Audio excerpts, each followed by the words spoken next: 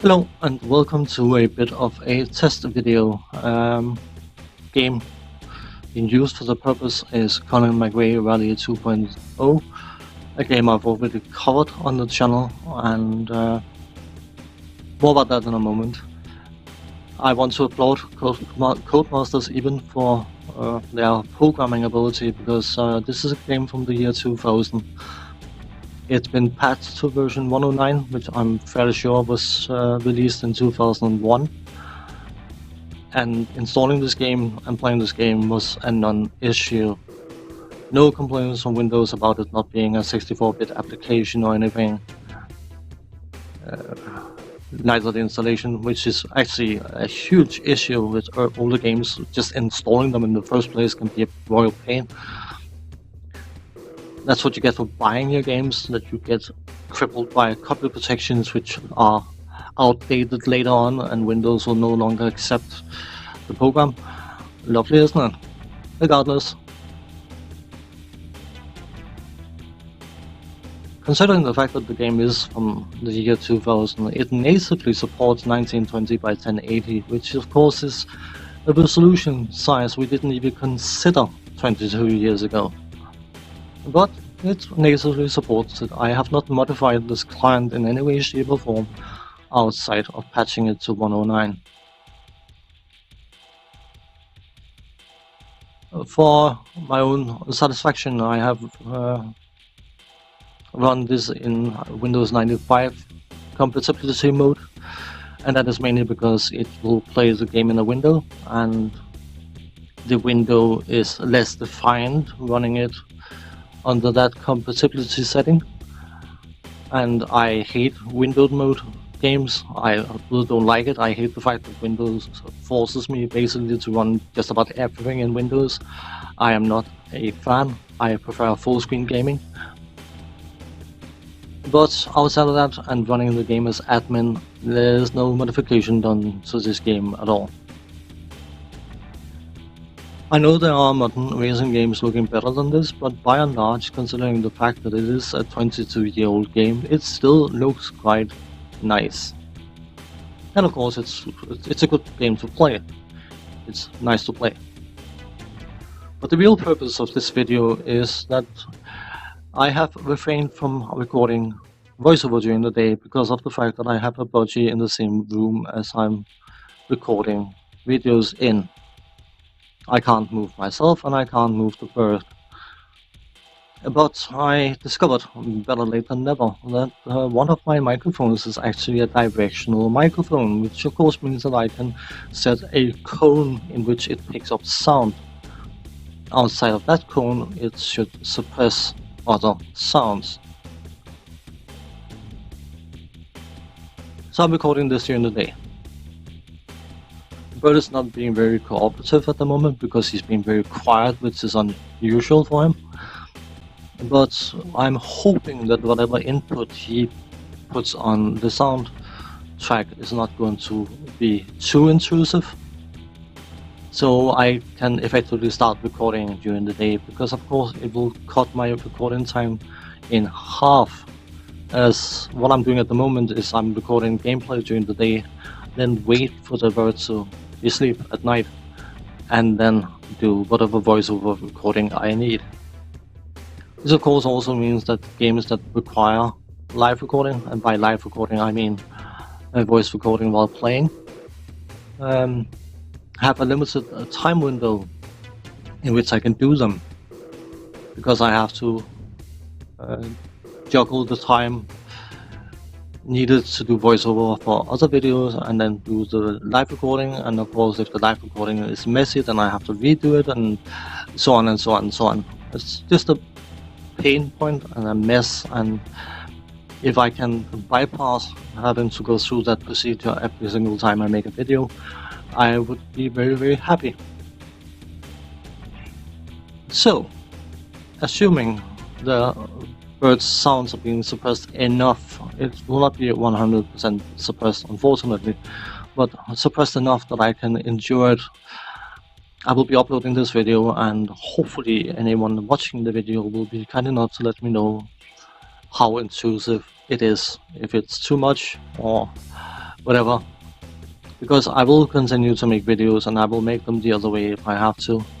But this would mean that I could cover games I haven't been covering, because the moment-to-moment reactions are important for those kind of games, and I can record gameplay during the day and then try to fake up some voiceover reaction afterwards, but you can tell the difference. It's not sincere.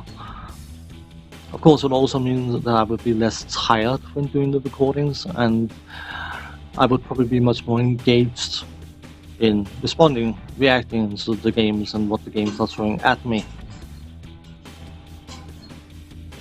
So, with that out of the way, for the purpose of this video, I am doing the first stage in the Finland Valley on novice difficulty level, and I know I've already covered parts of this game on the channel, but I abandoned it halfway through, or just over halfway through intermediate difficulty, and that was due to a frustration point. And it's not very fair on the viewers, because if someone found the series exciting, then it would just have been dropped on them. So I am flirting with the idea of redoing the series, but slightly differently. First and foremost, I will be doing a playthrough on novice difficulty level, and in that regard I will be playing the Ford Focus, or using the Ford Focus, because I got one myself, and it was actually this game that inspired me to get one. When I played the game back in 2000 on my Athlon 8900, whatever it was, I absolutely fell in love with the car, and of course my car is not a 350,000 pound version of it, but it is still a Ford Focus, and as I said, this game was the reason I got one. But moving on past novice, I am open to suggestions for one of the other cars, which I can quickly showcase actually. Because of course rally is a sport, all the cars have to be more or less identical in performance, but I should just have carrying on here. Just play as guest in AAA, such a good name. The Ford Focus, Mitsubishi Lancer, Toyota Corolla, Subaru Impreza, Peugeot 206, and Seat Cordoba. Those are the cars that are available for rally mode. There's a slight performance difference between them, not in an actual power, but in handling and in the way they behave. So it will not be a copycat, copy-paste thing between the cars. The Mitsubishi is unique because it's 30 kilo heavier than the other cars, but outside of that they have identical specs. But as I said, they play differently, and once reaching intermediate I would be open to suggestions to change to another car. But as I also said, the reason for using the Focus is, yeah, it's already been given. The way it's been handled slightly differently this time around is that instead of using the bumper cam as the main view, I always race using a bumper cam if I have it available, because it gives me a better sense of cornering. But I also appreciate the fact that for certain people it can induce motion sickness.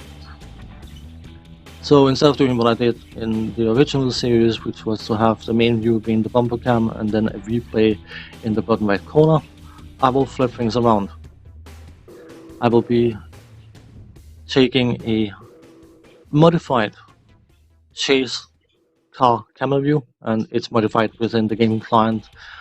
The game client is the game client. I have not modified it in any way, shape or form outside of patching it.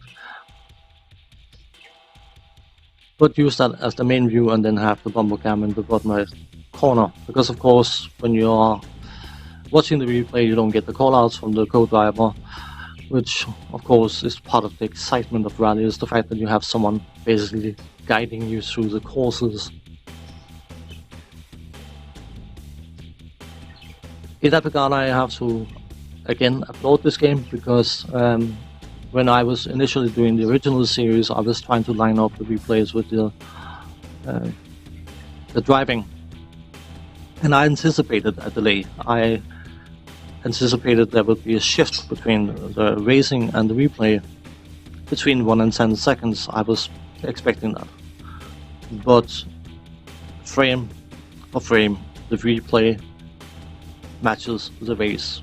It's quite incredible. Maybe I'm easily impressed, but I find it quite incredible that a game this old can actually have the timing so perfectly set up. I talk too much. That is something I'm very good at, but as I said, I'm going to do the race, upload the video, and then any input from anyone telling me no, the bird is too easily noticeable, or no, it's perfectly fine, would help me a lot, because as I said, if I can cut my video creation time in half, I would be able to sleep at night instead of being awake at night, and I would be able to cover games that I haven't been willing to cover because of the bird's input.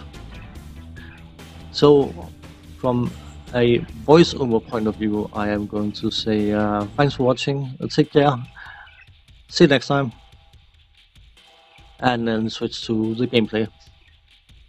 Bye bye for now. 2, 1, go! 76 right, and press into long 5 left, tightens.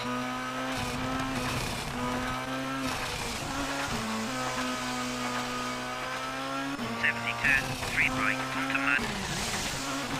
30 press, and 5 right. 30 press, and 6 left. 30, 6 right. 30, 5 left. 30 press into 4 right. 30, 5 left, up press, and 6 right, on the ground. Into 6 press, into 5 right. Into 5 right. 30, 3 left. 30, long 5 right. 30 press, into 4 right. Into left, into 5 right. 50 long 3 left. 30 long 5 right. And press into long 5 left, right.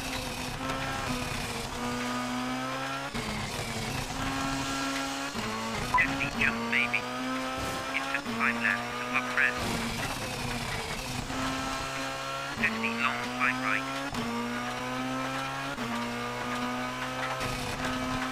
50 5 right. 30 press into long 4 left. 30 5 right into 6 left. 50 3 right. Into 3 right. 50 5 right. 50 jump maybe into 5 left. Into press and 6 right. 30 6 left into 6 right. 30 5 left. 30 6 left up press. 30 6 right. Into 5 right up press. 50 5 left. 50 jump